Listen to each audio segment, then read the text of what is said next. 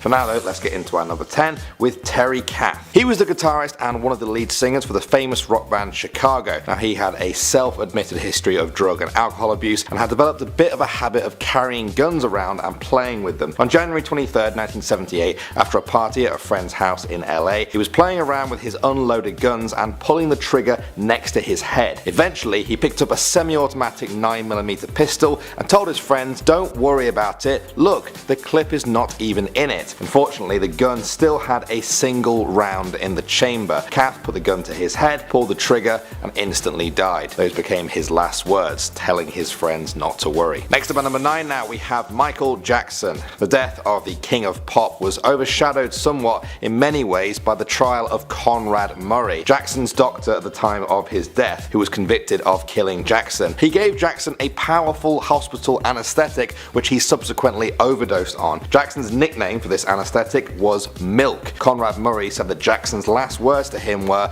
"I'd like to have some milk, please give me some more." Moving on to number 8 now, we have Sam Cooke. Born in Mississippi in 1931, Sam Cooke went on to become one of the most famous soul and gospel singers of all time. I love his music, you guys should definitely listen to him if you haven't done so already. By 1964, his career was really just getting started at the age of 33. On December 11th of that year, he was staying at the Hacienda Motel in LA. A woman called Elisa Boyer had accompanied Cooke back to his hotel room, but after feeling uncomfortable with him, she gathered up her clothes and left the hotel while he was in the bathroom. She accidentally took some of his clothes too. According to the motel manager, Cooke then came downstairs and tried to break into the office in a rage, demanding to know the whereabouts of the woman. The manager, Bertha Franklin, then shot him in what she said was self-defense as Cooke approached to attack her. He died soon after. His last words were simply, "Lady, you shot me." Many of Cooke's acquaintances have doubted the official story and feel that Cooke was wrongfully killed. At number 7, we have James "Sweet Jimmy" Robinson. Robinson was a former boxer, famous for his bout with Muhammad Ali. His last interview was in Sports Illustrated in 1979. He spoke about his friendship with Ali and that he only weighed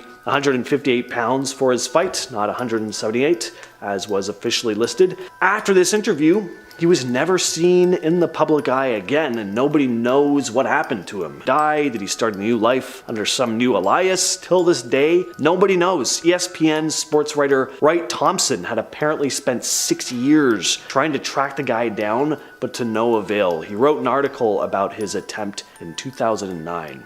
At our number 6 spot, we have Connie Converse. Now, this one is more positive than a lot of the others on this list, as it's pretty likely that she disappeared on purpose to start a new life. Connie Converse was an American singer and songwriter active during the 1950s. She disappeared under mysterious circumstances. In 1974, seemingly feeling unfulfilled and struggling with personal and professional dissatisfaction, Converse left her home in Ann Arbor, Michigan. She wrote letters to friends and family explaining her intention to start a new life and pursue a different path. And after packing her belongings into her Volkswagen Beetle, Converse drove away and was never seen again. She left behind no clues about her destination, and her whereabouts remain unknown. Friends, family, investigators, they all attempted to locate her, but they never did. Her music, which was recorded in the 50s and 60s, gained attention long after her disappearance when it was released in the 2000s. Number 5, Lemmy Kilmister. I do not understand how Lemmy lived to the age he did. He died at 70, but considering his lifestyle, that's like a normal person living to 150. Lemmy clearly wasn't in great health in his final interview in 2015 for a German TV station. Kinda crazy that it's been 8 years actually since he died. Feels like 2 years ago to me. He knew he was in bad health in this interview. It's a pretty reflective one. He talks about his past, the lifestyle he led, and how many friends he'd lost over the years. He said, "A lot of my friends are dead, who shouldn't be, but that's the luck of the draw. It's random. You can't plan your life. It doesn't work." He was also asked if he would always continue performing, and he said, "After death, no, I'd have to stop there." He died just over a month after this interview. Next on the list we have Jean Spangler. Jean Spangler was an American actress born in 1923. She appeared in small roles in films like The Petty Girl and The Miracle of the Bells during the 1940s. She was recognized in Hollywood, but not super famous or anything. Her career was still in its infancy when she sadly disappeared. On October 7th, 1949, Spangler left her Los Angeles home, telling her sister-in-law that she was going to meet her ex-husband regarding child support, and then she never returned. The next day, her purse was found in Griffith Park, containing a note that read, "Kirk, can't wait any longer, going to see Dr. Scott. It will work best this way while Mother is away." It's still a mystery as to who this Kirk guy was. Kirk Douglas was actually briefly questioned, but had no connection to Spangler's vanishing. There were multiple investigations and searches, but Spangler's fate remains unknown till this day. Ultimate Warrior. Ultimate Warrior's last appearance in the wrestling ring was haunting in retrospect. The Ultimate Warrior was huge, not just in terms of being one of the most famous wrestlers in the golden era of wrestling, right alongside Hulk Hogan and Andre the Giant, but he was also just like physically massive. In 2014, he appeared on Raw for the first time since 1996 to deliver a speech or promo. He'd just been inducted into the WWE Hall of Fame a couple days before, and this speech ended up sounding, once again, a little too close to home in retrospect. At one point, Warrior addressed the crowd, stating, "Every man's heart one day beats its final beat. His lungs breathe a final breath. And if what that man did in his life makes the blood pulse through the body of others, it makes them bleed deeper and believe in something larger than life, then his essence, his spirit, will be immortalized by the storytellers, by the loyalty, by the memory of those who honor him." Warrior would suffer a heart attack the very next day. In our number 2 spot today, we have Harold Holt. Harold was the 17th Prime Minister of Australia until his death in 1967. In December of that year, Harold was with 4 other people when he convinced everyone to stop at Cheviot Beach for a swim. The weather conditions were pretty rough, so only one other person actually went into the water with him. Harold ended up going too far out and got caught in the rip, which pulled him completely out of sight. This was actually the last time anybody has ever seen him because his body has never been found. His last words were, "I know this beach like the back of my hand." It's super sad to know that he really had no idea the danger that he was just about to put himself in. In our number 1 spot today, we have Samuel Doe. Samuel was the 21st president of Liberia from 1986 until 1990. Samuel was a master sergeant who actually led a military coup in April of 1980, which killed the then president, William R. Tolbert Jr. He ended up being quite a corrupt and totalitarian president and only got more and more repressive as time went on. In 1989, a civil war started in Liberia when rebels entered. In September of 1990, Samuel was captured by the rebels as well as a former ally of his, Charles Taylor. In order to prove that Samuel was not protected by black magic, they started by cutting his ears off first. There are some pretty gruesome details that happen after, as he was tortured for 12 hours, which was recorded before they eventually killed him. The last words that Samuel spoke were those that one of his captors told him to say, were that the government is overthrown. I am therefore asking the armed forces to surrender to Field Marshal Prince Johnson. Prince Johnson being the one behind this coup. I honestly just can't think of a worse way to go, so this story really freaks me out. Number 10. Peter Kürten. Peter Kürten was a German man known as the Vampire of Dusseldorf who took the lives and took advantage of many people between February and November 1929. The first death he definitely committed occurred on May 25th, 1913. During the course of a burglary, he encountered a girl named Christine Klein asleep in her bed. Peter strangled her, then slashed her twice across the throat with a pocket knife. Now this made him excited down there, if you know what I mean, due to him hearing the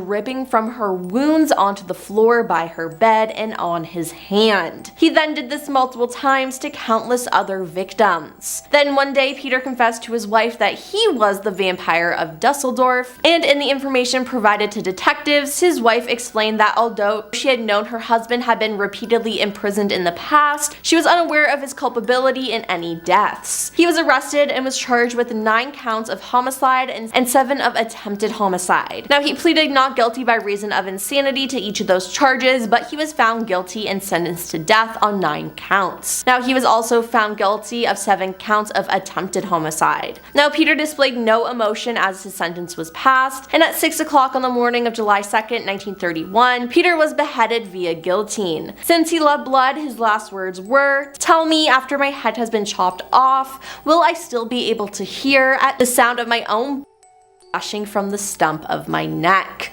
That would be a pleasure to end all pleasures." Now, that is just disgusting and ew. Number 9. Genghis Khan. Genghis Khan was the founder and first Khagan of the Mongol Empire, which later became the largest adjoining land empire in history. Having spent the majority of his life uniting the Mongol tribes, he launched a series of military campaigns which conquered large parts of China and Central Asia. In the 13th century, he ended the lives of so many peasants that carbon dioxide levels in the atmosphere were significantly reduced as a result. Now, during his 21-year reign, his destructive armies were responsible for the deaths of up to 40 million people. He died in August of 1227, but his death was kept a closely guarded secret. Now, according to legend, Genghis Khan's last words were, "I have conquered for you a large empire, but my life was too short to take the whole world. That I leave you." Now, whether he uttered those short sentences or not, his successors were more than happy to take up the challenge. Number 8. Jeffrey Dahmer. Jeffrey Dahmer ended the lives of many young men in Milwaukee, where he would then dismember them. It has been reported that he ended the lives of 17 males between 1978 and 1991. A detailed search of his apartment revealed 4 severed heads in his kitchen. A total of 7 skulls, some painted, some bleached, were found in his bedroom and inside a closet. Investigators discovered collected blood drippings upon a tray in the bottom of Jeffrey's refrigerator, plus 2 human hearts and a portion of an arm muscle. In his freezer, investigators discovered an entire torso,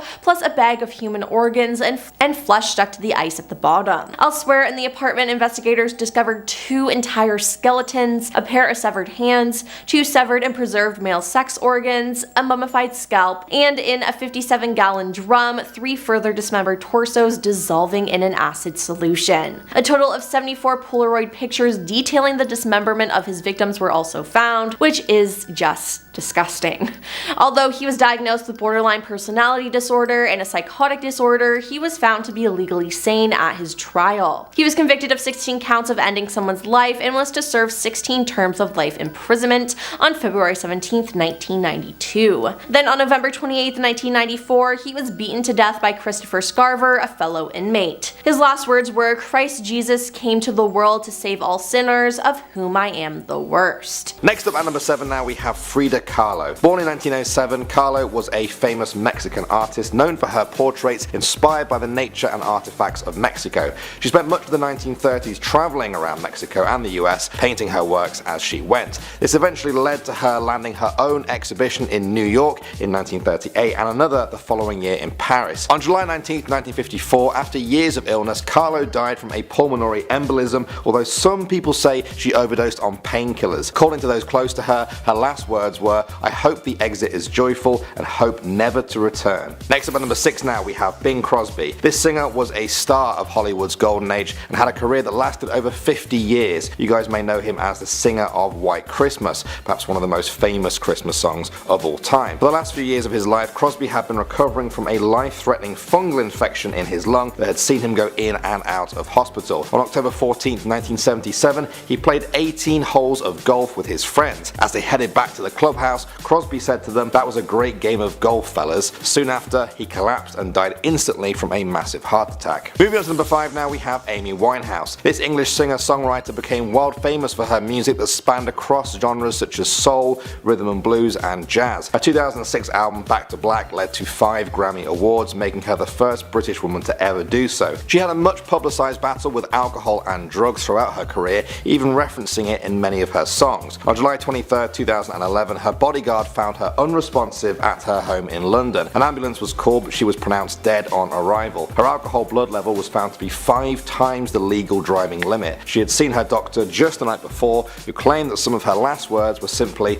"I don't want to die." Alright, coming in number 4 now, we have Marie Antoinette. She was the last queen of France before the French Revolution at the end of the 18th century. As such, the revolutionaries tried her for high treason. She was found guilty and sentenced to execution by guillotine. As she climbed up the scaffolding, she accidentally stepped on the foot of her executioner. She turned to him and said, "Pardon me, sir, I meant not to do it." These would be her last words before her execution. Next up at number 3 now, we have Barry White. During the 1970s, Barry White became one of the most popular soul singers in the world, famous for his distinctive bass voice and romantic image. For most of his career though, his image was also an overweight one. He was thought to weigh over 375 pounds and suffered from a number of related health problems. In 2002, he was hospitalized with kidney failure. The following year, White died in LA at the age of 58. According to a nurse who was treating him before he died, White's last words to her were, "Leave me alone, I'm fine." Next up at number 2 now, we have George Harrison. He was one of 4 members of a band that you guys may have heard of,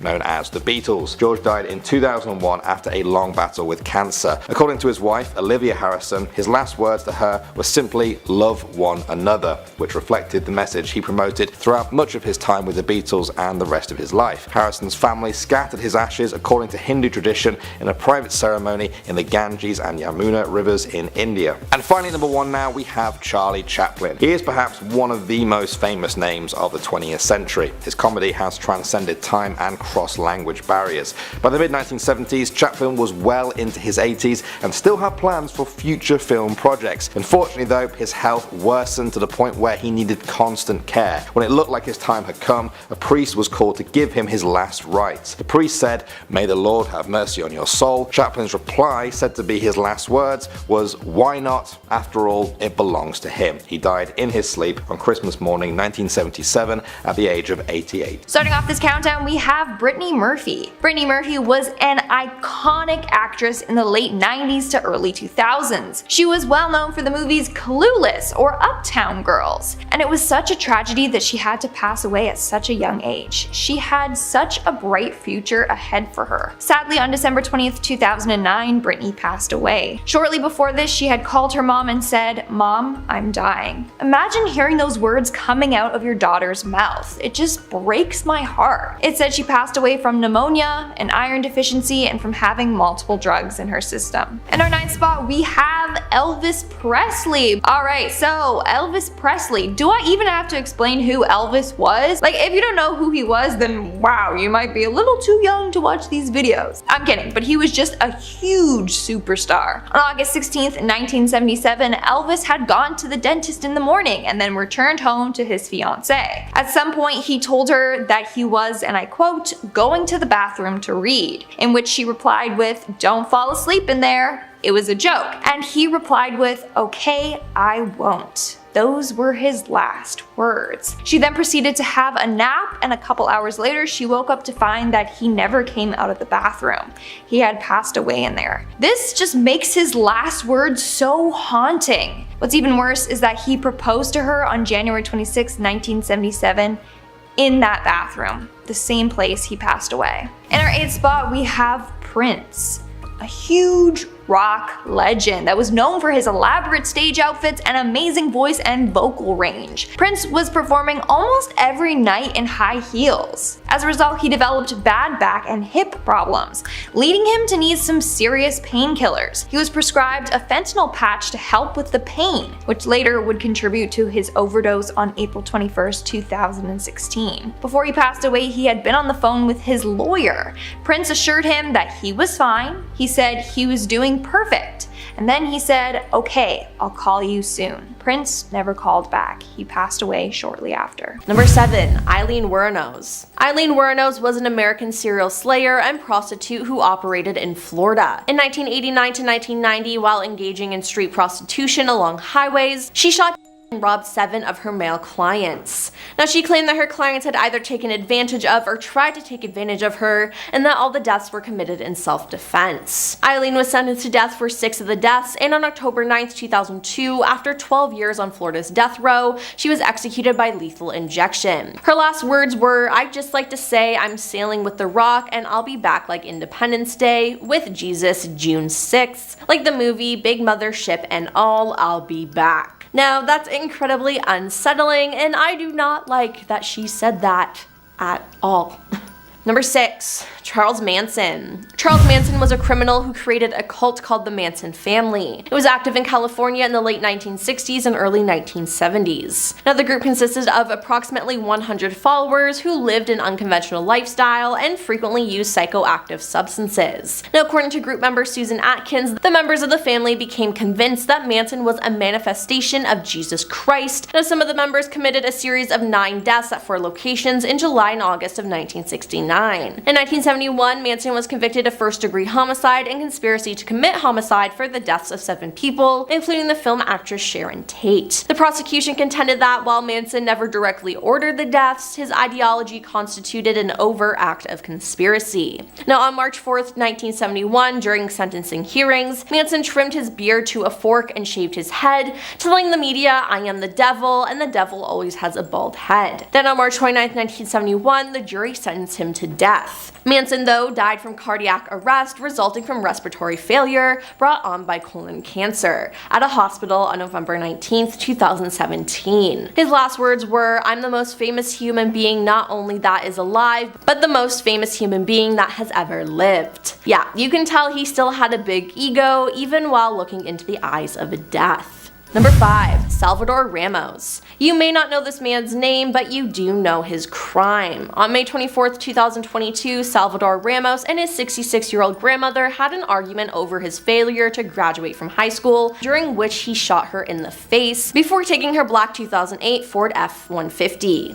Ramos, using his Facebook account, sent 3 private messages to a girl from Germany whom he had met online. The first said that he was going to shoot his grandmother, the second said that he had shot his grandmother, and a third, about 15 minutes before the said that he was going to open fire at an elementary school. He went to Robb Elementary School, his former school, and fatally 19 students and 2 teachers, while 17 others were injured but survived. Now, details are still fuzzy about what happened, as it took the police forever to get into the building to take Salvador down, but what I could gather is he was in a room and opened the door and said goodnight before officers. In return, the officer back, ending his life. Number 4. Richard Ramirez. Richard Ramirez, dubbed the Night Stalker, had a highly publicized home invasion and life-ending spree that terrorized the residents of the greater Los Angeles area and later the San Francisco Bay Area over the course of 14 months. Richard cultivated a strong interest in Satanism and the occult and would often commit burglaries to support his addiction, many of which were later frequently accompanied by ending people's lives and taking advantage of them. Now, he also frequently enjoyed degrading and humiliating his victims, especially those who survived his attacks or whom he explicitly decided to live by forcing them to profess that they loved Satan or telling them to swear on Satan. Now, he was eventually caught, and in 1989 he was convicted of 13 counts of taking someone's life, 5 attempts of taking someone's life, 11 counts of taking advantage of a person, and 14 burglaries. He was sentenced to death and was on death row. While awaiting his scheduled death, he died on June 7th, 2013 due to health complications, but his last words were, "I am beyond good and evil, I will be avenged." All I gotta say is, I hope he doesn't get avenged. Number 3. Albert Fish. Albert Fish ended the lives of many of the young and was suspected in at least 5 homicides. He was nicknamed the Boogeyman for his predatory behavior. He confessed to 3 deaths that police were able to trace to a known homicide, and he confessed to stabbing at least 2 other people. Now, Albert once boasted that his number of victims was about 100. He abducted Grace Budd in 1928, and in an abandoned home in Westchester County, New York, he ended her life and devoured her body. He wrote a letter to Grace's mother telling her about the crimes he committed against her daughter. He said, "When all was ready, I went to the window and called her. Then I hid in a closet until she was in the room. When she saw me all naked, she began to cry and tried to run downstairs. I grabbed her and she said she would tell her mama. How did she kick, bite, and scratch? I then cut her into small pieces so I could take my meat to my rooms, cook, and eat it." Now this is extremely disturbing and I cannot imagine how her mother felt, and as a result he was executed on January 16th, 1936 in the electric chair, and his last words were reportedly, "I don't even know why I'm here." Which again is disturbing, because did he really think he didn't deserve to die after the horrible crimes he committed?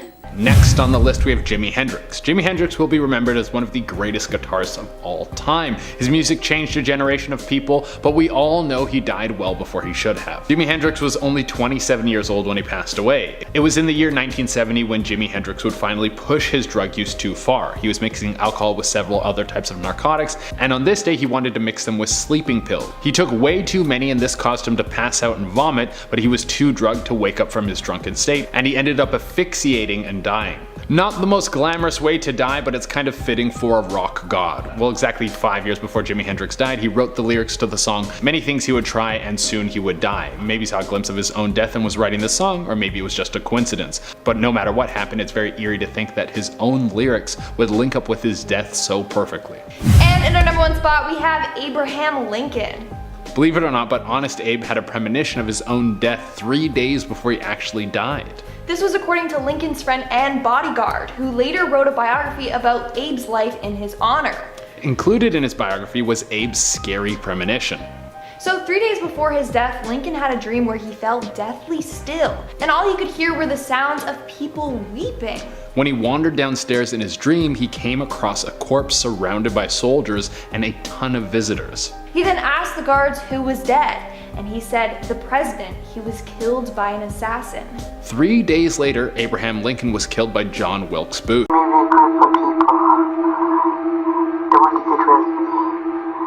I'm going to the bathroom to read. James Brown. I'm going away tonight. In our number 10 spot, we have Spencer Perceval. Spencer was the Prime Minister of the United Kingdom of Great Britain and Ireland before his assassination in 1812. At 5:15 p.m. on May 11th of that year, Spencer was on his way to an inquiry and was passing through the House of Commons when a man drew a pistol and shot Spencer in the chest. As Spencer fell to the floor, he uttered his last words, which were "murder" and "oh my god." It's super scary that in his final moments he was realizing what had happened to him, which was obviously terrible. By the time a surgeon arrived just a few minutes later after the shooting, Spencer's pulse was already gone and he was pronounced dead. In our number 9 spot today, we have Getulio Vargas. Before I dive into this one, guys, please don't forget to hit that thumbs up button because it really helps us out. Vargas was the president of Brazil for a few different periods of time. From 1930 to 1934, he was interim president. In 1934, he was constitutional president until 1937, and from then until 1945, he was actually a dictator. Vargas actually ended up taking his own life in the end on August 24th, 1954. Since no one was around when he did it, his last spoken words aren't recorded, but he did leave a note behind for his son, who was the one who found him. Part of the note read as, "Nothing remains except my blood. Now I gave you my life, now I give you my death." This is honestly very eerie, and I think it really reflects the kind of mental state he was in at the time of his death. In our number 8 spot today, we have King George IV. King George IV was the king of the United Kingdom and Great Britain and Ireland from 1820 to 1830. King George hasn't necessarily been praised for being a good king or person, really, but that is not what we are here to talk about today. King George was a heavy drinker and lived an extremely indulgent lifestyle that led to some pretty extreme health conditions. Because of his poor health, in the years before his death, he was almost entirely bedridden and suffered from bouts of breathlessness. He went almost entirely blind from cataracts and had such bad gout that he couldn't even sign documents because his arm and hand were so sore. King George passed away on the morning of June 26, 1830, and while his last words have been disputed, they were somewhere along the lines of, "Oh God, I am dying, this is death. I know he wasn't a great dude, but it is still pretty sad to think of someone dying in such pain. After his death, it was discovered that he had died due to upper gastrointestinal bleeding that was caused due to a ruptured blood vessel in his stomach. But he also had a large tumor in his bladder, and his heart was enlarged with calcified valves. So all in all, he was an extremely unwell guy. Coming in at number 7, we have Robert Bud Dwyer. Robert Bud Dwyer was a Pennsylvania state treasurer. Shockingly, he was more famous after his death than he was living. Why? Well, it's for a pretty dark reason. So basically, back in 1987, Robert was accused of taking bribes and being politically corrupt. On January 22nd, he went on live TV for a news conference to discuss these claims. It was also assumed that he was going to resign from office. However, at the end of his speech, he took out a gun and shot himself. Right before he took his life, he said, and I quote, "Please, please leave the room if this will affect you." He then backed up against the wall and pulled the trigger. His last requests were literally for people to look away as he took his own life. What's worse is that the next day, they discovered he was innocent. In our 6th spot, we have Barry Eugene Carter, aka Barry White. Barry White was an American singer-songwriter. He had that deep, smooth voice that's just so soothing to your ears. Unfortunately, in May of 2003, Barry suffered a stroke while waiting for a kidney transplant. A couple of months later, his body gave up on him and he passed away. However, in his last few moments, Barry said, "Leave me alone, I'm fine." Shortly after, he passed away. So his last request was to be left alone. I guess he just wanted to pass away in peace. We're now at our 5th and halfway mark with Lucille Ball. Lucille Ball was an American actress best known for being the star of the show I Love Lucy and The Lucy Show. She was a pretty big star back in her day and is still an icon. On April 18th, 1989, she complained of having bad chest pain, and so she was taken to a medical center. It was discovered that she had a dissecting aortic aneurysm. She successfully completed the surgery, which took 7 hours. But less than a week later, she woke up with bad back pain and then lost consciousness, never waking up. While suffering from the bad back pain, she was asked if she needed anything, in which she replied, "My Florida water." That was her last request. Florida water, interesting. And at number 4, we have Jack Daniel. Jack Daniel is the founder of Jack Daniel's Whiskey. Now, just before his death at age 62 on October 9th, 1911, Jack requested one last drink. That was his final request, to have one last alcoholic beverage. But he didn't die from the drink. No, it said that he died from blood poisoning. Rumor has it that Daniel kicked a safe in anger when he couldn't open it, and this injured his foot. From there, an infection spread from his toes until it took his life. Moving on, number 3, we have Whitney Houston, another huge celebrity and icon that was incredibly talented. Sadly, on February 11th, 2012, Houston was found face down in her filled bathtub. A month later, the coroner ruled her death as an accidental drowning. Now, according to her assistant, her last words and her last request was, "I just want a sprinkled cupcake. Get 2, I swear, get 2, but I won't eat but 1. Moments later, she was found dead. Moving on, number 2, we have Napoleon Bonaparte, not Napoleon Dynamite. Napoleon was a military leader during the French Revolution and helped conquer a lot of Europe. He died on May 5th, 1821. Now, his death alone has been quite debated. Some say he was poisoned. Others say he had stomach cancer. Either way, when he was dying, he instructed others to shave him bald and then distribute his hair to friends. It's a pretty weird last request if you ask me. But maybe it was his way of being like, "My friends, I will always love you. Here's a lock of my hair to remember me by." But then later, arsenic was found from his hair, leading people to believe he was poisoned. So maybe he did this on purpose, so people would know he was murdered. Who knows? And in our number 1 spot, we have Michael Jackson. Michael Jackson was referred to as the king of pop. He came out with so many hit songs, which are still amazing to this day. But sadly, on June 25th, 2009, Michael Jackson overdosed on propofol. His last request was also the last thing he ever said, which was more milk. Milk is the name he had given propofol because of its milky appearance. Propofol is a hospital-grade anesthetic. which he would get his doctors to give him. So his last request was for the one thing that would later kill him. Starting off this list in our number 10 spot, we have the 18th President of the United States, Ulysses S. Grant. I am certainly no American political expert, but by what I read about Ulysses Grant, he seemed to be a pretty alright guy. His death came on July 23, 1885, after he lost his battle with throat cancer. His last spoken word was water, which is pretty sad considering what he was going through. But he did lose the ability to speak sometime before his death, so a more accurate portrayal of his last words would be something he wrote shortly before he passed. He wrote, "There was never one more willing to go than I." That is so dark and sad to think that he was just kind of done with life. But after suffering a painful disease, I can understand why. He certainly lived quite the life as he made it all the way to being the president. He was only 63 at the time, but I feel like by 1885 standards, that might have been pretty old. Heading on down to number 9, we have the 20th President of the United States,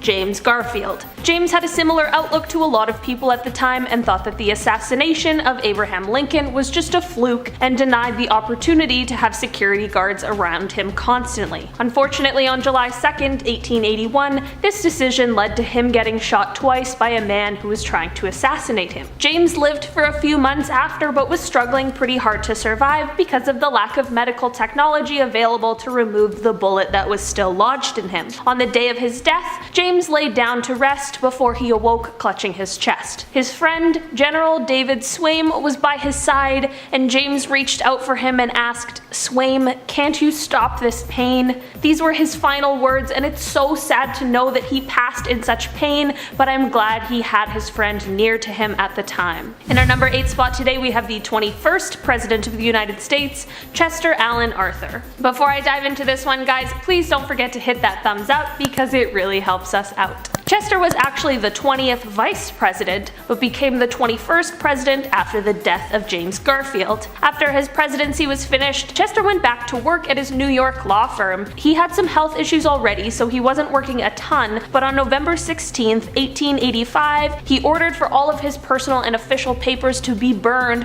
which seems like kind of weird behavior. The following day, he suffered a cerebral hemorrhage and never regained consciousness until he passed the next day. While Chester's last words weren't officially recorded, a friend of his said that his last words to him were that life is not worth living. This is a pretty dark message to leave someone, but maybe Chester didn't know that this was the last time that he would speak to this friend. In our number 7 spot, we have Albert I of Belgium. Albert I was the King of Belgium from 1909 to 1934 during quite an interesting time for the country. He really focused on his subjects and was honestly a pretty well-respected king.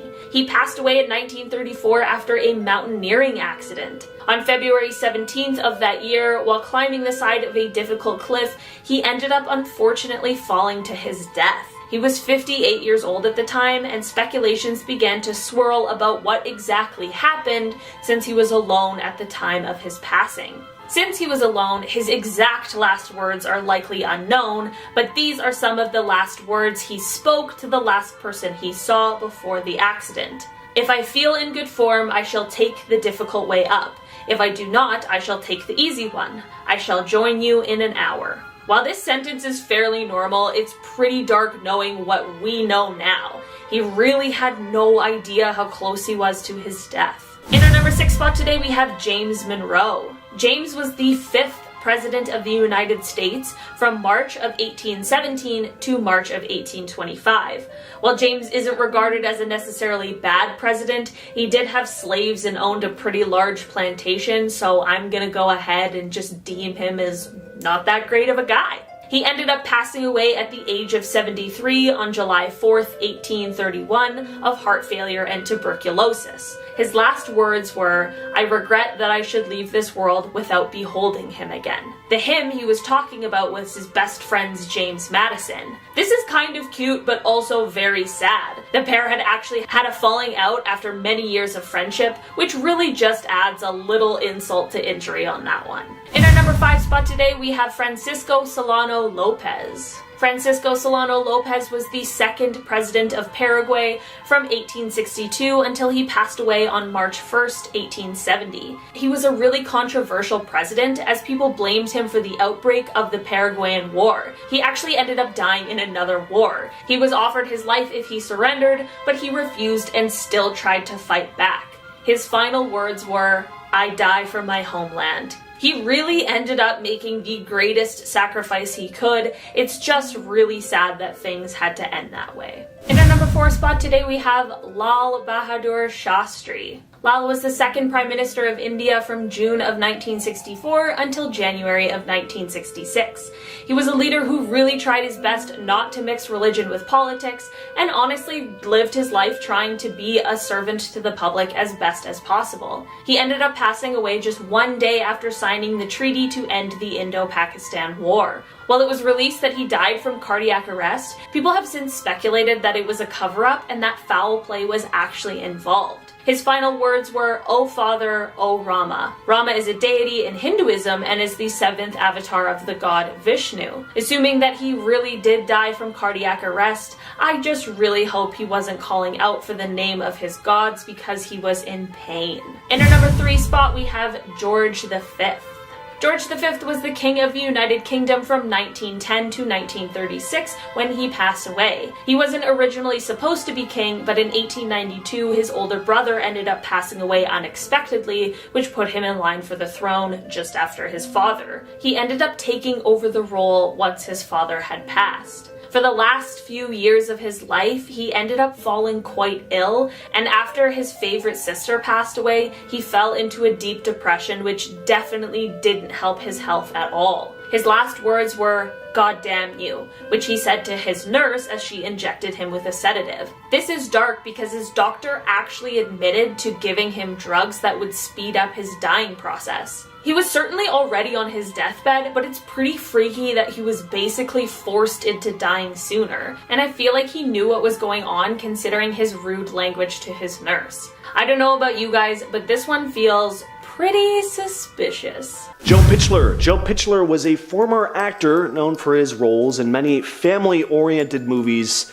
in the late 90s and early 2000s. He disappeared under mysterious circumstances once again. After leaving the entertainment industry during high school, he planned to return after graduation, but at 18 years old, Pitchler went missing on January 5th of 2006 after attending a party with friends. 4 days later, Pitchler's Toyota Corolla was discovered. Inside the car was a note in which Pitchler expressed his desire to apparently be a better brother, and he requested that his personal effects be given to his younger brother. His cell phone was also found, with the last outgoing call made at 4 a.m. to a friend who had been at the same party. No body was found, but law enforcement authorities leaned towards the theory that Pitchler might have taken his own life. Family, though, expressed dissatisfaction with the investigation, claiming that insufficient action was being taken.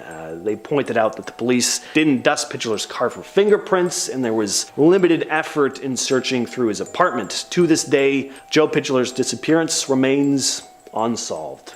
And finally, we have Glenn Miller's final farewell. Glenn Miller was a renowned American band leader and musician during the swing era. He achieved considerable success in the 30s and 40s. His Glenn Miller Orchestra produced numerous hit records, and he became pretty well known in the big band genre. In 1942, during World War II, Miller put his musical career on hold. As a civilian, anyway, he joined the war effort, enlisting in the U.S. Army Air Forces and forming the Glenn Miller Army Air Force Band, entertaining troops and boosting morale with his music. He made one last appearance on the radio, bidding farewell to listeners and announcing his departure into the Army. 2 weeks later, he reported for duty. On December 15th, 1944, while flying from England to France for a series of performances, Miller's plane disappeared over the English Channel. Neither the aircraft nor the occupants were ever found. As for what happened, nobody knows for sure. But there are, of course, various theories, like the possibility of friendly fire or mechanical failure. In 1945, the U.S. Army declared Glenn Miller officially presumed Coming at number 10 now, we have Nostradamus. You guys might recognize him as the French physician who made predictions about the distant future when he was alive. Now, although he was born over 500 years ago, some people claim he successfully predicted huge events such as 9/11, JFK's assassination, and the rise of Hitler. On Nostradamus' deathbed, after suffering from years of gout, he turned to his secretary and made one last prediction.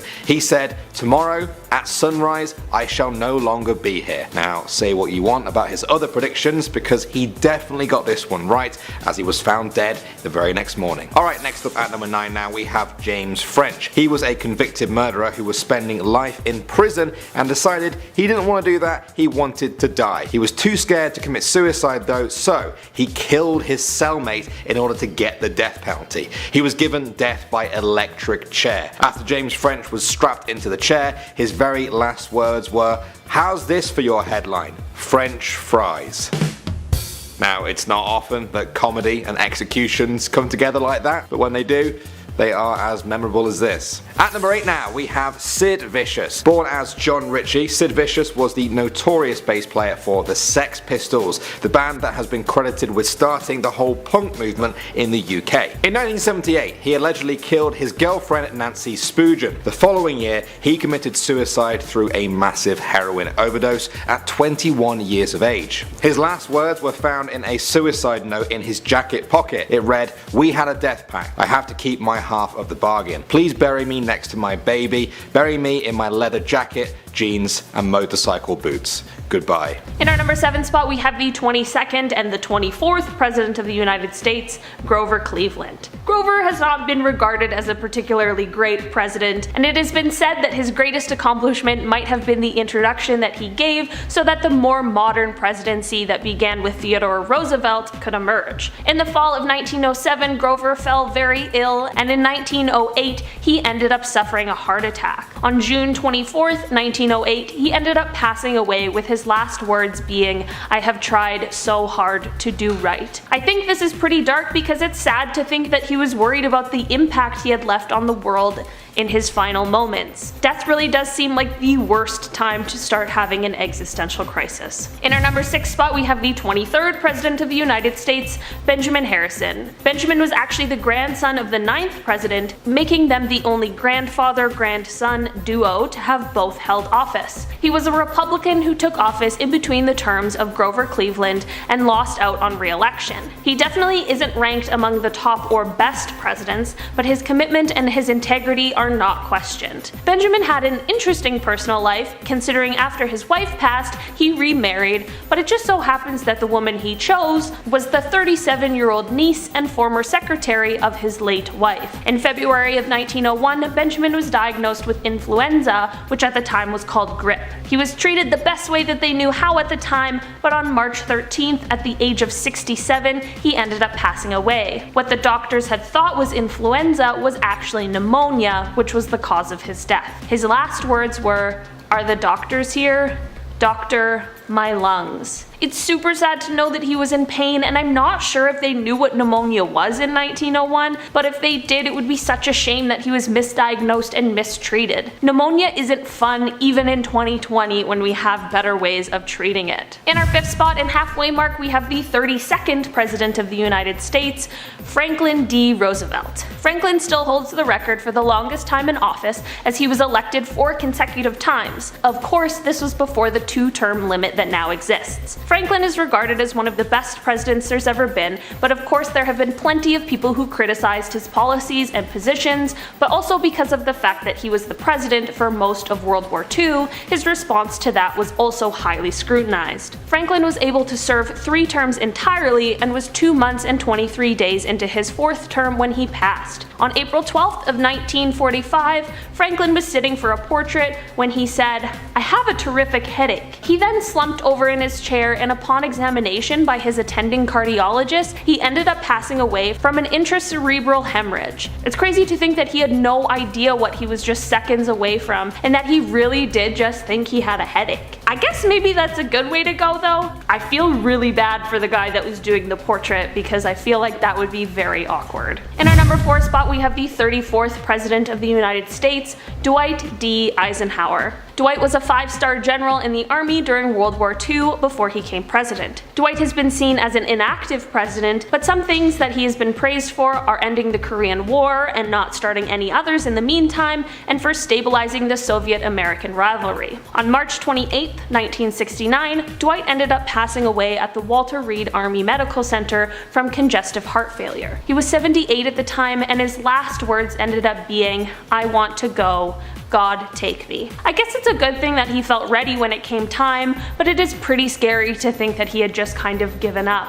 Maybe his time in the war gave him some memories that he just didn't want to have anymore. Coming in at our number 3 spot, we have the 35th President of the United States, John F. Kennedy. The Kennedy family is one of the most politically established families in American history. John is highly regarded as a great president and actually came 3rd in a list of highly admired people of the 20th century. John and his wife were slightly younger than their predecessors, which gave them this sort of pop culture influence as well as their obviously political influence. On Friday, November 22nd, 1963 at 12:30 p.m., John was assassinated as he was traveling in a presidential motorcade throughout downtown Dallas, Texas. He ended up being struck by 2 bullets and was immediately taken to hospital, where he was pronounced dead 30 minutes later. While I don't have time to go into who assassinated him or why, I will tell you that his last words were to a woman named Nellie Connolly, who was traveling in the same car as him. She had said to him, "You certainly can't say that the people of Dallas haven't given you a warm welcome, Mr. President," to which he replied, "No, you certainly can't." It's crazy because they very obviously had no idea about what was just moments away from happening, but I'm glad that it seems like he was feeling welcomed and well loved before this tragic incident took place. Moving on to our number 2 spot, we have the 36th President of the United States, Lyndon B. Johnson. Lyndon was the vice president to John F. Kennedy, but took over the presidency after the assassination we just talked about. When Lyndon first held office, he was looked down upon and had some pretty low ratings. Since then, however, he has began to become regarded as an above-average president, and some of the policies he put in place still exist and remain intact today. Lyndon shocked America when he decided not to run for a second term, but it was because he was worried about his health and being unable to make it all the way through. Lyndon had a bunch of heart problems and suffered 2 heart attacks. Surgery was considered for him, but doctors weren't sure he was healthy enough to be able to survive it. On January 22nd, 1973, Lyndon called for help on his telephone as he was suffering another massive heart attack. His last words were, "Send Mike immediately." Mike was his Secret Service agent who was housed not too far from where Lyndon was, but by the time Mike got there, it was already too late. I hate the idea that he died alone, but he lived a good life and accomplished a lot before his passing, and even if Mike was there, the outcome most likely wouldn't have been any different. In our number 1 spot today, we have the 37th President of the United States, Richard Nixon. Richard has quite the reputation for his second term due to the rise of Watergate, and was the only president who resigned from the position. There is a lot to unpack about Richard's second term, and we'll honestly have to save that for another video, but we will skip to what you're here for. On April 18th, 1994, Richard unfortunately suffered a stroke. He was awake and alert for a while, but unable to speak. Because of the trauma his brain had suffered, he ended up slipping into a coma before he passed away on April 22nd. Before the stroke, his last words were to his housekeeper, and all he said was "help." It's really scary to know that he knew something bad was happening to him, but it really is even scarier to have been awake and unable to speak for the rest of the time after that. Luckily, when he did end up passing, he was 81 years old, and he had his daughters by his side so that they could tell him that they loved him and say their goodbyes. Starting off at number 10 now, we have Kurt Cobain. The Nirvana frontman was as famously talented as he was troubled. He returned to the US after a tour in Germany and was faced with a drug intervention from his wife and close friends. Although he initially agreed to the program, he escaped the facility, and a week later his body was found. He had killed himself with a shotgun to the head. The suicide note he wrote addresses his wife, his children, and his lost passion in life. The final line simply read, "It is better to burn out than to fade away." Next up at number 9 now, we have Leonardo da Vinci. Not many people in human history have had such a big impact on art, science, music, and engineering as da Vinci. His paintings are instantly recognizable, and his inventions for early parachutes, helicopters, and tanks were held back only by the technology around him. You'd think that a man like that would have some sort of pride in himself, but surprisingly not. When he died from a stroke in 1519 at the age of 67, Da Vinci's last words were, "I have offended God and mankind because my work did not reach the quality it should have." Well, what hope do the rest of us have then? Coming in at number 8 now, we have Elvis Presley. He is undoubtedly one of the biggest musical and cultural icons of all time and had adoring fans all over the world. Now, towards the end of his life, he suffered with obesity and drug addiction. On August 16th, 1977, age 42, he turned to his partner, Ginger Alden, and said, "I'm going to the bathroom to read." That's exactly what he did. Unfortunately, years of drug and food abuse meant that when he strained, his heart suddenly stopped. He was found dead with his face on the floor. Okay, at number 7 now, we have Charles Darwin. He's known for being one of the founding contributors to the theory of evolution, that all species have descended over time from common ancestors. He faced a real uphill battle in his life from the public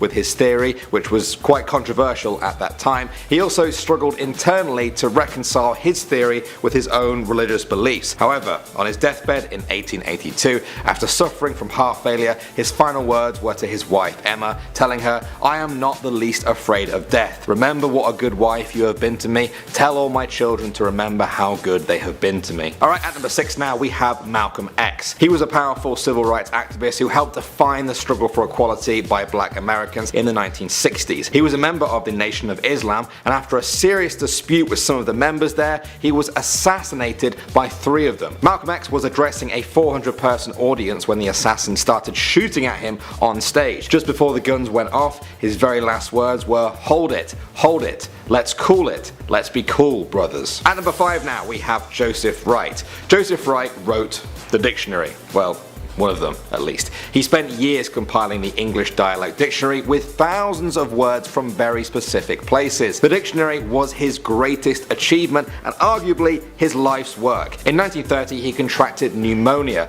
On his deathbed he turned to his wife Elizabeth and said his last ever word, dictionary. I'm not making this up. He turned to his own wife and said the name of the book he had been working on. I guess he might have told her he loved her just before that, but I don't know, seems a little bit odd. What do you guys think? Alright, coming out at number 4 now, we have General John Sedgwick. If it wasn't for his last words, he probably would have just been another general in the American Civil War. However, during the Battle of Spotsylvania Courthouse, he turned to his men and saw them trying to duck away from the enemy's bullets. He thought they were just being kind of ridiculous and said to them, they couldn't hit an elephant at this distance. He was then struck by a bullet and killed on the spot, making those his last ever words. I'm not sure if that one's tragic, funny, or just unbelievable. Maybe all 3. Alright, coming out number 3 now, we have Groucho Marx. He was one of the legendary Marx Brothers and a personal hero of mine. He had one of the most comedic minds of all time and was known around the world for his one-liners, witty jokes and quips. He once famously said in an interview that he intends to live forever or die trying. In 1977, at the age of 86, he was admitted to hospital in LA due to pneumonia. On his deathbed, he turned to those by his side. His last words were simply, "This is no way to live." Alright, at number 2 now, we have Joan Crawford. She was an incredibly famous actress in the 1930s, becoming one of Hollywood's most known movie stars and one of the highest earning women in the US. She suffered a heart attack in May 1977, and as she lay on her deathbed, her housekeeper began to pray for her out loud. Joan Crawford turned to her and uttered her final words, saying, "Damn it, don't you dare ask God to help me." Now, say what you want about those last words, but you can't say they were weak. And finally now, at the number 1 spot, we have Steve Jobs. He was one of the co-founders of Apple and is recognized as one of the pioneers of the computer revolution. He helped steer Apple into the tech giant it has become today. I'm sure many of you guys are watching this on iPhones as proof of that. In 2003, he was diagnosed with cancer. He battled it for a further 8 years before suffering a respiratory arrest and dying on October 5th, 2011. He had lost consciousness the day before and had died with his wife, children, and sisters by his side. Before he slipped away, he was said to have looked at his sister, then at his children, and then at his partner. Then he looked over their shoulders behind them,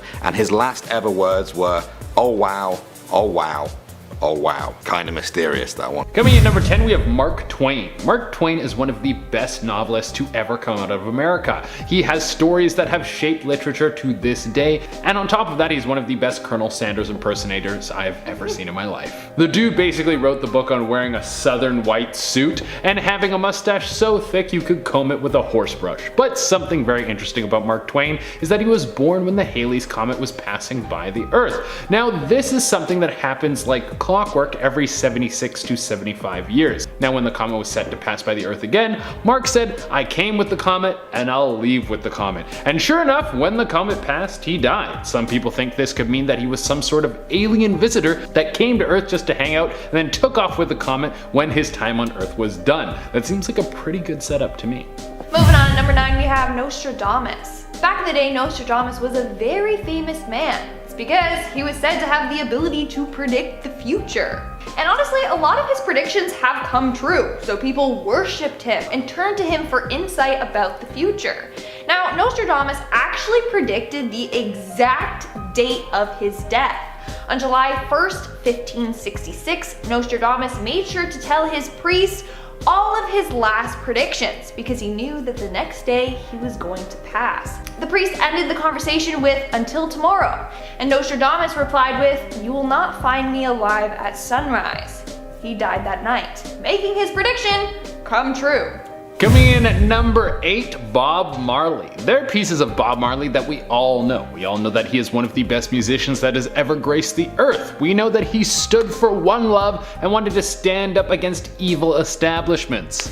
We know that he fought for the right to use cannabis freely, and he put Jamaica on the map and shared a lot of their culture with the world. But here's something I didn't know. He was also a prophet. The man was actually very good at palm reading and predicting the future, and he eventually took this knack at calling out the future and turned it on himself. Bob Marley predicted his own death, saying he would die at 36. When asked why he called out this age, he said that was when Jesus died.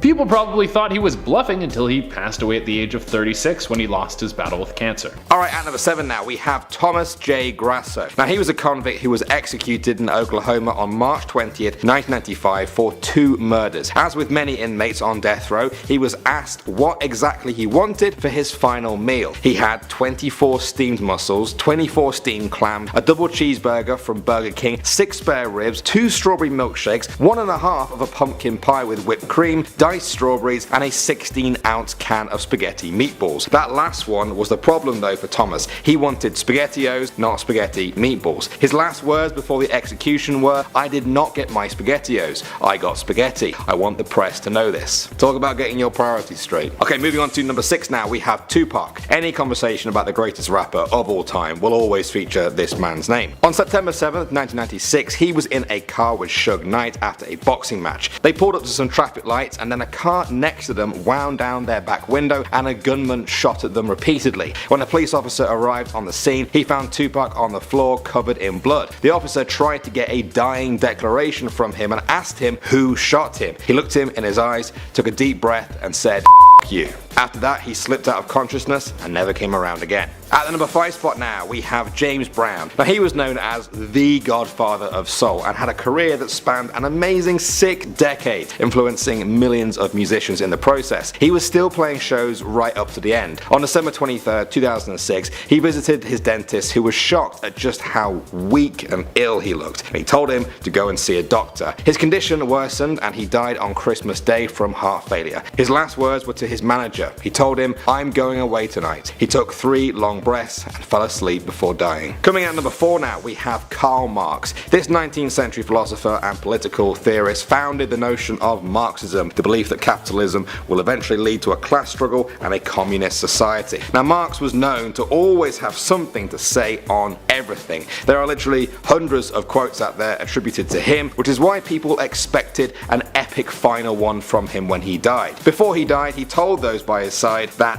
last words are for fools who haven't said enough. Ironically, that is definitely a pretty good last words quote. Next up at number 3 we have Marie Antoinette. She was Queen of France during the French Revolution. She was found guilty of high treason by the revolutionaries and sentenced to death. It was execution by guillotine. As she walked up to the scaffold, her last words were not about the revolution, her innocence, or her thoughts on life. She simply said, "Pardon me, sir, I meant not to do it." She said it to her executioner because she had accidentally stepped on his foot. I don't think the apology was needed. He was about to do a lot worse to her. Coming in at number 2 now, we have Sir Winston Churchill. He was the Prime Minister of the UK during most of World War II and was once voted the greatest Brit of all time. He was known for his quick wit and incredible command of language. He had one of the biggest impacts on British politics and died aged 90. His last words were, "I'm bored with it all." Now, some people expected a more complex quote to remember him by, but others felt like Churchill being bored of life showed that he was going out because he wanted to,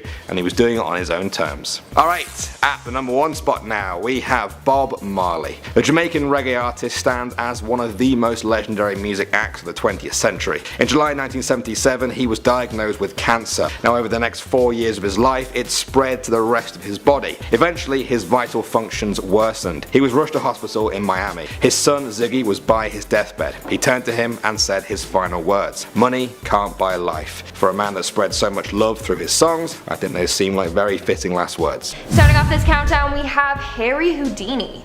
Harry Houdini was a well-known escape artist and magician. He did tricks like escaping from a straitjacket, or from being buried alive, or from a Chinese water torture cell. Sadly, he passed away in 1926. However, his dying wish was for his wife to follow a specific set of instructions that he left for her. The instructions informed her on how to contact him from the other side. He wished for her to come to his grave every year and perform a ritual known as the Sense. He believed that this would allow her to contact him. Who knows if she ever followed through with that though. Moving on, number 9, we have Elizabeth Taylor. And if you guys are liking this video so far, make sure to give it a big thumbs up. Elizabeth Taylor was a very famous British actor, known for being in films like The Father of the Bride and Cleopatra. She was also recognized for her beauty, but one thing she was known for in the industry was arriving fashionably late to events and parties. That was just the way that she rolled. So it's not a surprise that her final request was to be late for her own funeral. And people honored this wish, and she was taken 15 minutes late to her graveyard. And at number 9, we have Sean Connery. Fans were shocked when news broke last month that actor Sean Connery had passed away. He's probably best known for his role as James Bond.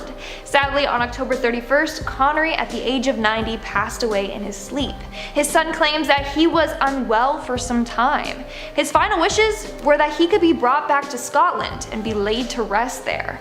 Now, this plan is delayed because of COVID, but his family is doing everything they can to make sure his final requests come true. Coming in at number 7, we have John Lennon. Singer, songwriter, founder, and co-lead vocalist of the Beatles passed away on December 8th, 1980. He passed after a crazed fan hunted him down and shot him. After this happened, a lot of fans went back to analyze Lennon's songs and interviews.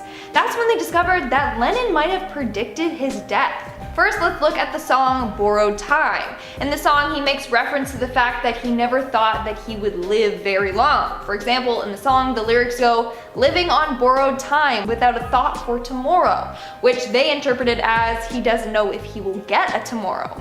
Another lyric says, "now I am older, the more that I see, the less that I know for sure," as in he doesn't know what the future holds for him. Then Frida Kelly, the Beatles' secretary, came forward and said that John would often say he would die young. He would say things like, "I won't be here when I'm 40, I won't make it to 40. What's even freakier is that after the Beatles manager was shot, John said, "I'm next, I know it." It doesn't stop there. In an interview, when someone asked him how he thought he would die, Lennon said, "I'll probably be popped off by some loony." And that's literally what happened to him.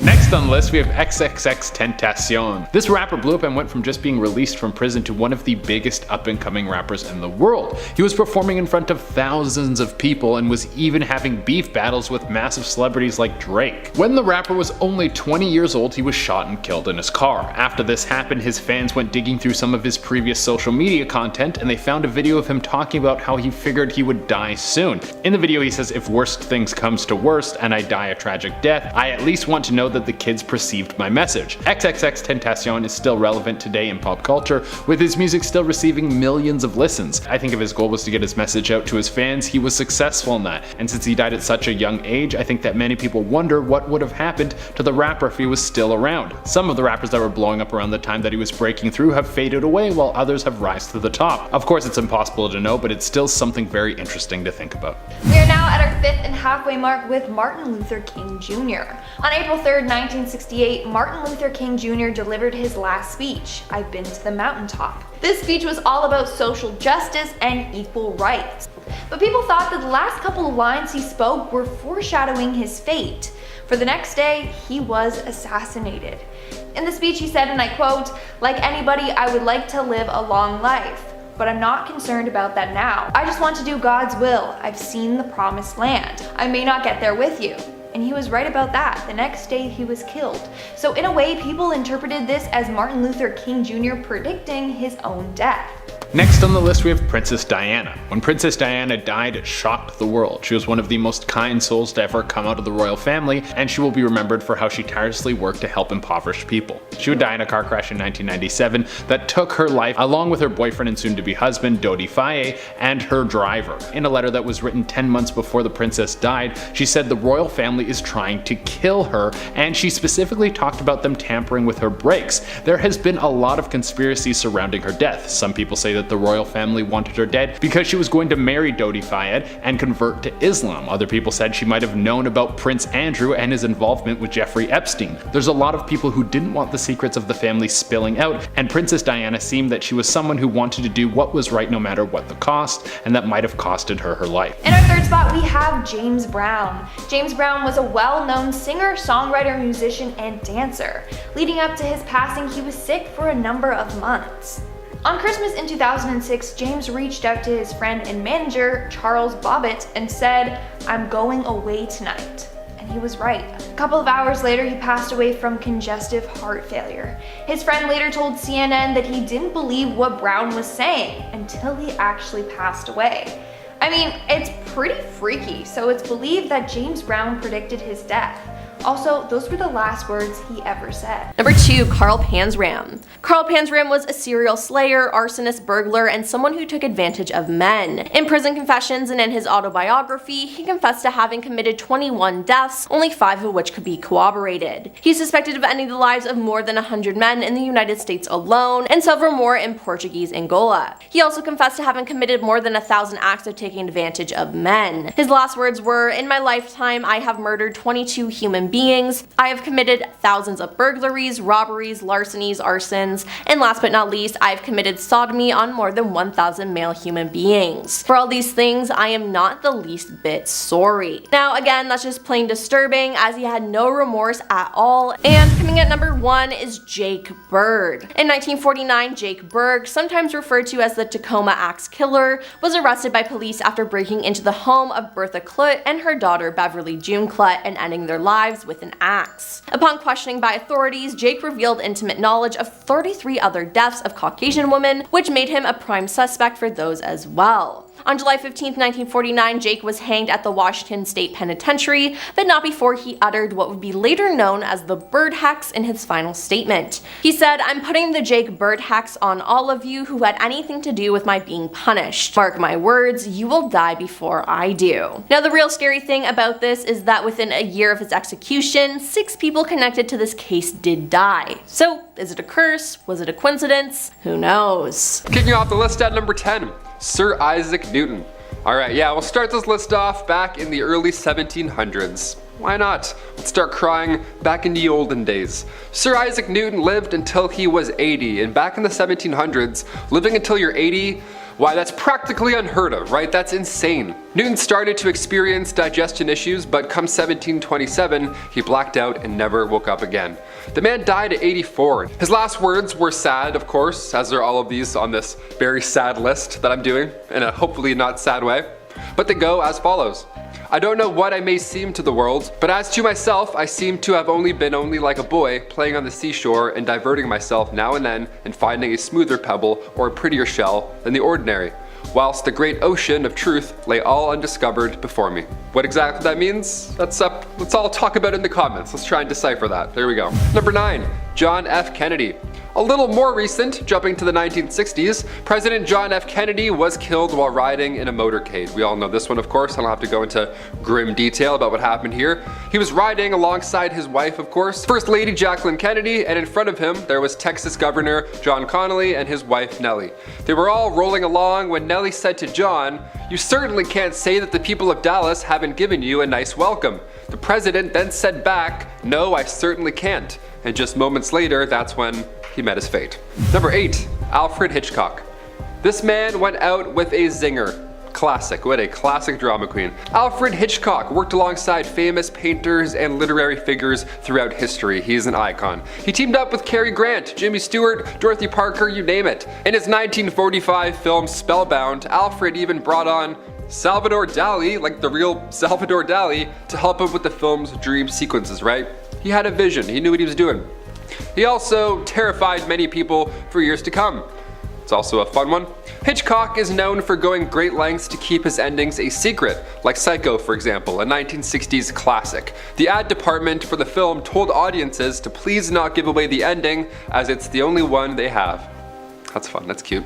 Weirdly mirrors his last words in real life. As he was dying, Alfred said, "One never knows the ending. One has to die to know exactly what happens after death, although Catholics have their hopes." That sounds very Alfred Hitchcocky. Moving on to number 7, we have Jimi Hendrix. Jimi Hendrix was an American singer-songwriter and musician. To this day, he's considered one of the most influential electric guitarists. Now, according to his girlfriend, Jimi spent his last day in London with her. She claimed that he had made a meal for them at her apartment at around 11 at night, accompanied with a bottle of wine. At around 1:45, she drove him to his friend's house and then picked him up a couple hours later. The last words he ever spoke were to his girlfriend, and they were, "I need help bad, man." The next morning, she found him unconscious and unresponsive. He passed away shortly after. In our 6th spot, we have Kurt Cobain. I just realized that there are a lot of great musicians on this list. Like, it's sad that they left this world so soon. Kurt Cobain was a singer-songwriter for the band Nirvana. Sadly, in 1994, he took his own life. He was only 27 years old. His last words were found in a note that he left. In the note, he quoted Neil Young's lyrics. He said, "It's better to burn out than fade away." And those were his last words. And from them, we can kind of interpret that he wanted to go out being famous instead of being forgotten. We are now at our 5th and halfway mark with Coco Chanel. Coco Chanel, of course, you know her for being the founder of the luxury brand Chanel, which is still huge to this day. I wish I could afford it. I can't. Sadly, she passed away on January 9th, 1971 from old age. She was 87 years old when she passed away, and she was getting pretty frail. On the day of her death, she went out for a long drive. When she returned home, she wasn't feeling well and went to bed early. Her final words were to her maid, and she said, "You see, this is how you die." That's pretty dark if you ask me. What's freaky is how a lot of these celebrities knew that they were passing away. Like, they can feel their body giving up on them or something. Somehow they just know that it will be their final day. Moving on to number 4, we have Joan Crawford. Joan Crawford was an American film and TV actress. She started off as a dancer for a number of theater companies and then went on to be on Broadway. From there, her career took off and she was in a number of impressive films. Sadly, on May 10th, 1977, she passed away from a heart attack at the age of 73. While this was happening, apparently her maids were praying for her, and her last words were telling them off. She said, "Damn it, don't you dare ask God to help me." And then she passed away. Wow, I bet those maids felt really bad after that. Coming in at number 3, we have Michael Jackson. Now, there's a lot of controversy surrounding the King of Pop's death. but in the end, he passed away after overdosing on propofol, the drug he was addicted to and constantly had his doctors administer him. The last thing he ever said was "more milk." Milk was the name he had given propofol because of its milky appearance. So his last words were asking for the thing that would later kill him. In our second spot, we have Princess Diana. On August 31st, 1997, Princess Diana got into a car with her rumored boyfriend. However, the driver of the car was very intoxicated and ended up driving at a very high speed when he lost control of the car and smashed into a pillar. The driver and her boyfriend died instantly. The paparazzi that had been following the car watched this tragedy unfold before their eyes. Diana suffered from a concussion, broken arm, cut thigh, and massive chest injuries. When the paparazzi came to her rescue, they heard her say, "My God, what's happened?" That's the last thing she said. She passed away later in the hospital as a result. And in our number one spot, we have Chris Farley. Chris Farley was an American comedian and actor known for being on Saturday Night Live or in movies such as Coneheads and Wayne's World. Farley's last day was December 17th, 1997. The weekend prior, he spent it partying and doing drugs with a lady of the night named Heidi. On the Wednesday, the two were doing some heavy drugs. When she got up to leave, Farley apparently said, "Don't leave," and then he passed out. She took a photo of him and then left. That's so sad. The last thing he ever said was him pleading for her to stay so that he wasn't alone. The next day, Chris's brother found him still lying on the floor close to the door. He was found clutching rosary beads. He had passed away from drug overdose. And I bet Heidi felt really bad after that, and also because she has a picture of him. Starting off this countdown, we have Steve Jobs. Steve Jobs is famous for co-founding Apple, of course. But sadly, in 2003, he was diagnosed with an unusual form of pancreatic cancer. On October 5th, 2011, almost exactly 8 years since he was first diagnosed, he lost his battle to cancer. According to his family, Steve's final words were, "Oh wow, oh wow, oh wow." He said it 3 times. Then he lost consciousness and died several hours later. They also said that he first looked at his sister Patty, then over to his children, and then to his partner, and then over their shoulders past them. And that's when he said, "Oh wow." So what was it that he saw over their shoulders? Was it the white light everyone talks about? In our 9th spot, we have Steve Irwin. But before I go any further, please make sure to give this video a big thumbs up because it really helps us out. Steve Irwin, otherwise known as the crocodile hunter, was known for getting up close and personal with dangerous creatures like crocodiles or venomous snakes. It seemed like nothing scared him. Sadly, on September 4th of 2006, while filming a documentary called Ocean's Deadliest, Steve got pierced by a stingray's barb. The barb went right through his chest, piercing his heart. Crew helped him onto the boat as he started to bleed to death. One of the crew members, Justin, tried to comfort Steve and said, "Think of your kid, Steve. Hang on, hang on, hang on." One of the crew members, Justin, tried to comfort Steve and said, "Think of your kid, Steve. Hang on, hang on, hang on." Steve just looked up at him and said, "I'm dying." And that was the last thing he said. And at number 8, we have Frank Sinatra. Frank Sinatra was an American singer and actor that won a number of awards, like an Academy Award, 3 Golden Globes, multiple gold discs, and a Lifetime Achievement Grammy Award. But after being very ill for a number of months, he had a heart attack and died shortly after. His wife was by his side comforting him while this happened, and she revealed that his last words were, "I'm losing it." It's so sad and scary. Number 7, Steve Jobs. A little more modern, there we go. When I was making this list, I couldn't believe how long it's been since Steve Jobs has passed away. It's been a while. The tech icon's last moments were in 2011. He was surrounded with love. He had beside him his sister Patty, his children, and his partner Laureen. Steve looked above them and said, "Oh wow, oh wow, oh wow." He said "oh wow" 3 times. That's pretty heavy stuff to hear. Steve's last moments were shared furthermore when his sister wrote in his eulogy, "Even now he had a stern, still handsome profile, the profile of an absolutist, a romantic." Number 6, Nostradamus. I predict that you'll hit that thumbs up. That's inappropriate, but we'd try our best. The astrologer's last words were in itself predictions. And this last prediction he sadly got right. Nostradamus, full name Michel de Nostradam, published a book on prophecies back in 1555, and in it he had 942 pieces of writing. He had these poems that told the future, right? These texts have supposedly hinted towards the JFK attack, meteors hitting Earth, the invasion of France, global warming, you name it. He said some eerie things about such topics, and he also predicted his own death. On paper, he did. It was his last ever prediction. It was July 1st, 1566. His priest said to him, "Until tomorrow," and Nostradamus replied, "You will not find me alive at sunrise." Sadly, he was correct. Number 5, Beethoven. Another icon, another staple in history, the German composer Ludwig van Beethoven. We've recently heard his work in theaters. In Doctor Strange and the Multiverse of Madness, Doctor Strange fights the villain with musical notes. He uses these notes. He uses Beethoven's Symphony No. 5 in C minor. Now we've heard Beethoven in IMAX, right? What a time to be alive. When Ludwig was still alive, he faced many health problems. Hepatitis, jaundice, skin diseases, cirrhosis of the liver, and of course, deafness. When his time came on March 26, 1827, the composer was believed to have said, "Applaud, my friends, the comedy is over." This is false. This is not true at all. Beethoven's close friend, Anselm Hüttenbrenner, who was very much present during his friend's passing, he said his last words were about the case of red wine that had just been delivered from his publisher. Ludwig's true last words followed, and they were, "Pity, pity, too late." About the wine. Fair. More than fair. It was a little too late. Number 4, Marie Antoinette. Another older one, but I figured I'd go more Victorian for this list, you know? Instead of like recent celebrities, that's only depressing. We don't want to talk about those.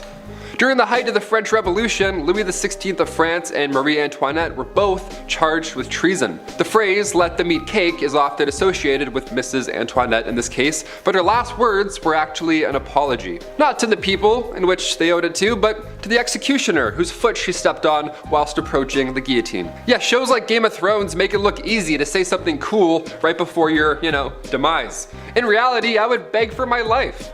Looking up at this dude? Yeah, I would plead. I'd be like, please don't do this. I really don't want this to happen. Number 3, Bob Marley. Of course, we have to mention the one and only reggae legend, Bob Marley, okay? Cancer was the reason that this icon met his fate early. The big C, once again. Marley was only 36 years old when he passed away in 1981. Next to him, he had his son Ziggy, and to him he shared the final words. And I think we could all learn a little something here. He said to Ziggy, "Money can't buy life." Yeah, I'll say that again. Money can't buy life. Not happiness, life. Bob Marley's death was so impactful that the Jamaican government turned this sad day into a national holiday. Yeah, that's a great idea. Live some more of that life. Take the day off. Blast some Marley and, you know the rest. Stuff I can't talk about, light some candles, right? That's an ideal way to mourn somebody as impactful as Bob Marley. I'm here for it. Number 2, Giles Corey. Out of the 27 people who had their lives taken away from them during the 1692 Salem witch trials, 19 were hanged, 17 passed away in prison while serving their sentence, and the last victim, Giles Corey, refused to plead either innocent or guilty. And the law at the time states that you can't be tried otherwise, so he did what was ultimately best for him and his family and his estate. The townsfolk laid a heavy board on top of the 81-year-old man during the witch trials and all that nonsense, and then over the course of 2 days, boulders were slowly added, making the weight more and more unbearable. They were hoping that Giles would admit something, either being innocent or guilty, whatever the case, but every time they asked him anything, Giles responded with, "More weight." How epic is that? Extremely brave. This is something like, it sounds easy, but in reality, I would never do this. I would fold immediately. I would be like, this is so hard. But sadly, after 2 days of this torture, Giles passed away. He fought for so long and did what he could because if he had gone either of the other 2 ways, Giles would have his property taken away from the town. But since he passed away not admitting guilt, he was still in full possession of his estate, which immediately went to his son-in-law. And finally, number 1, Robin Williams. Okay, I wanted to end on one that really hit home for me personally. I try and bring comedy into these lists whenever I can. It's like, cursed dolls that will haunt your family. I'm like, okay, I try and jazz it up a bit. I try and add some physicality to it whenever I can, brighten the mood. Because I was raised watching this man right here. Robin sadly passed away in August 2014. I was 19 at the time. I still remember the day, right? It was the first celebrity death that actually did something to me physically. And I don't mean for that to sound sensitive, but I grew up with this man, right? He was Like Hook, Aladdin, robots, so underrated, right? Robin's wife Susan Schneider Williams revealed her husband's last words in an interview with ABC, and when the couple was getting ready for bed the night before, his last words were, "Good night, good night." Yeah, I wanted to end on a nice, good, peaceful note instead of something horrible from the 1700s. There we go. And we're starting off the list with Bison Dele. Bryson Dell, born Brian Carson Williams, was a former NBA player. This interview from 1999 would have been one of his last, if not the last, as he retired right before the start of the 1999-2000 season. The interview is interesting. Bison seems a little off in his own world. I don't necessarily think this has anything to do with his disappearance. For one, everyone has off days. Plus, he wouldn't go missing until 3 years later. In July of 2002, Dele, along with his girlfriend Serena Carlin and skipper Bertrand Saldo, set sail on Dele's catamaran called the Hakuna Matata in the South Pacific. The trio was last heard from in Tahiti in early July. Dele's brother, Miles DeBoard, who was also on the boat, contacted his family from a port in Tahiti, claiming that he had left the boat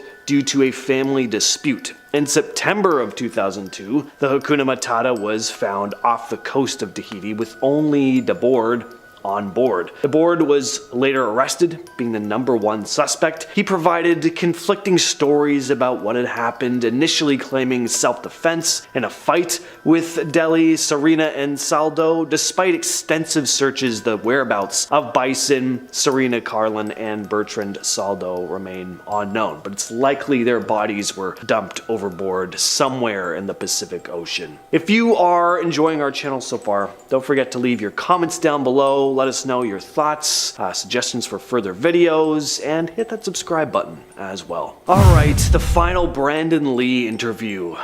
This one always gives me goosebumps. This interview is from 1993 or 94 on the set of The Crow, where Lee would suffer a fatal accident on set. Any situation like this is obviously tragic, but what makes this sting even more is how young he was. This was his breakout movie, and the incident is chilling for a couple different reasons. First of all, Brandon Lee's father, of course, Bruce Lee, also died prematurely right around when his biggest movie was coming out, Enter the Dragon. Secondly, the whole premise of The Crow centers around death. The main character, Eric Draven, and his fiancée die at the hands of violent thugs, and he comes back to life as a vengeful spirit of sorts to settle the score. It's a gothic masterpiece, one of my all-time favorite movies, but the context surrounding it definitely adds a somber layer to the viewing experience. And this last interview with Lee hits almost too close to home.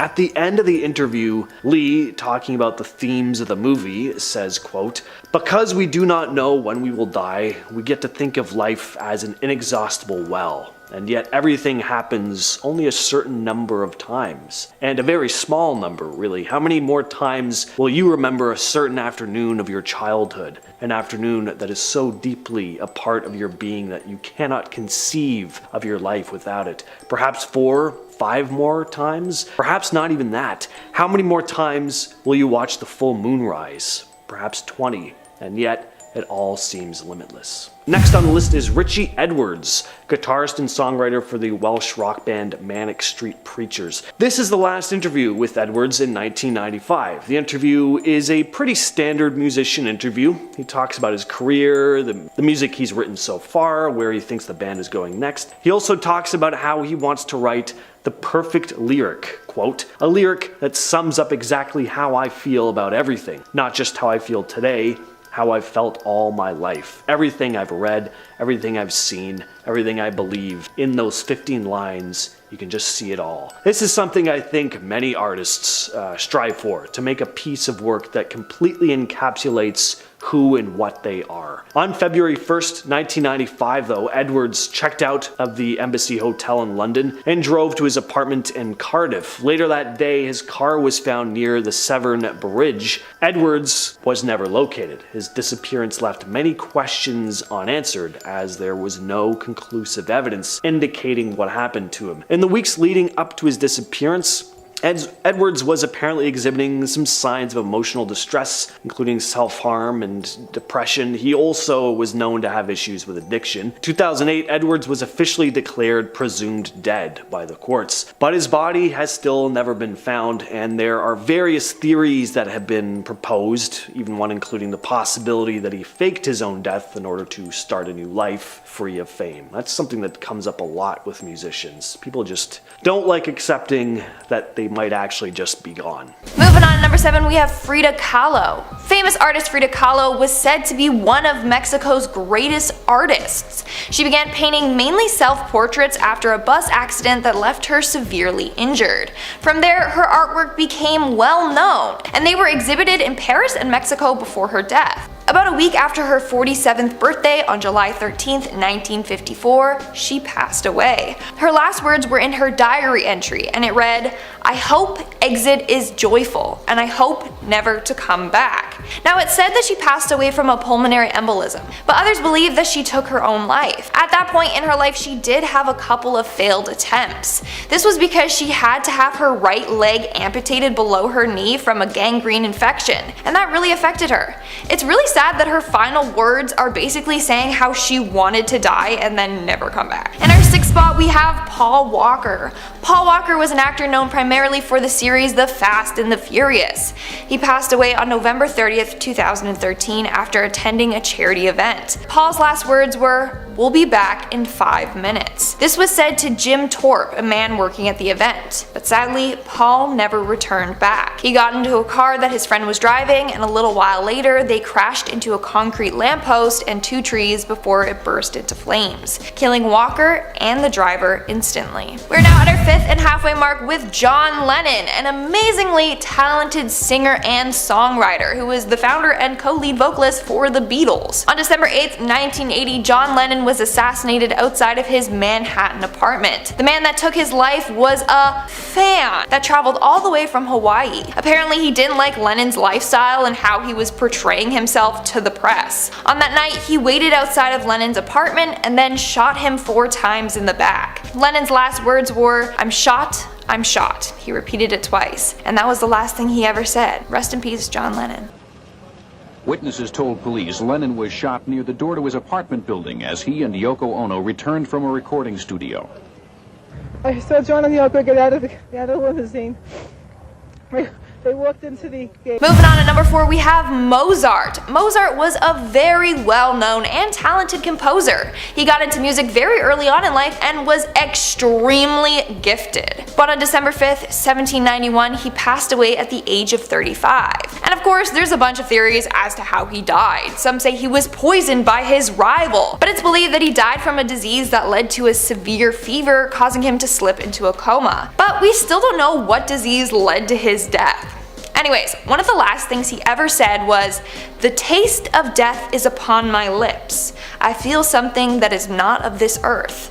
I mean, that's very artistic, but also it's sad because he knew that he was going to pass away soon. In our 3rd spot, we have Nostradamus. Nostradamus was a very famous man known for being a prophet. Apparently, he could see into the future, and honestly, a lot of his predictions have come true, so people believe that he was legit. Well, Nostradamus actually predicted the exact date of his death. On July 1st, 1566, he made sure to tell his priests all of his last predictions, because he knew that the next day he was going to die. The priest ended the conversation saying, "Until tomorrow," and he replied with, "You will not find me alive at sunrise." He died that night. His last words to another person were, "Tomorrow I shall no longer be here." That's pretty freaky. In our 2nd spot, we have Amy Winehouse, another super talented individual. Like, her voice is incredible. It sends shivers down my spine. But on July 23rd, 2011, Amy passed away from alcohol poisoning. The night before her death, Amy Winehouse met with her doctor and told her that after 3 weeks of being sober, she started drinking again because she was bored. The conversation ended with Winehouse saying, "I don't want to die." and that was one of the last things that she ever said.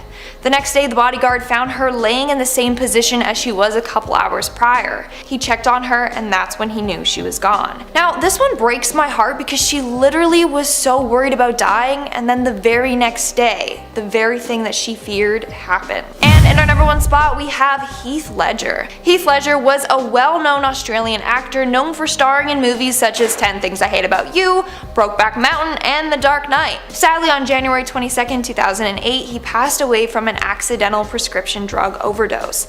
The night he died, he was on the phone with his sister who was worried about him. He told her that he was going to take sleeping pills on top of his prescription for a chest cold because he couldn't sleep, but she warned him not to. His last words were, Katie, look, it'll be fine, you know. I just need to get some sleep." Sadly, he never woke up.